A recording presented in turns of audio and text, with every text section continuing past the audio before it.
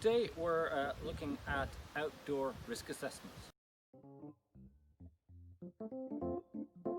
These can be done in an informal manner, so we're going outside, we're chatting about them, or we can be doing them in a more formal manner, we're recording and writing stuff down.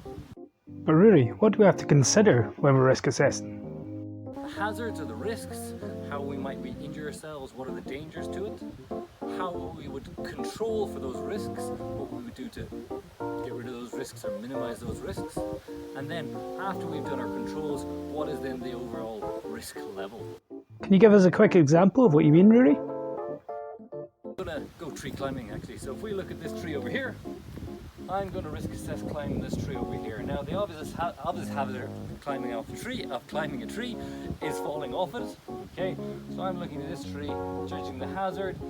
The main risk I see to this tree is that basically it's got very uneven ground around it. So how are you going to control your risk? My control for climbing trees may be picking a tree where there's not obvious hazards around it. So if I look at this tree over here,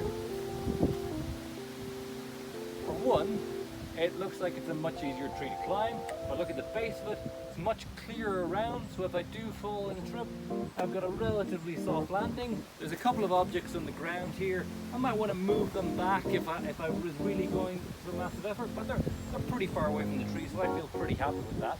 So basically my control to minimize the risk is picking a tree which has a nice clear open landing. But why are you going to climb the tree? What's the benefit of climbing the tree? Well, it's fun.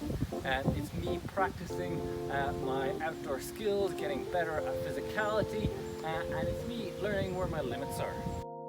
I think you're ready to climb the tree now, Rory. So, let's climb this tree.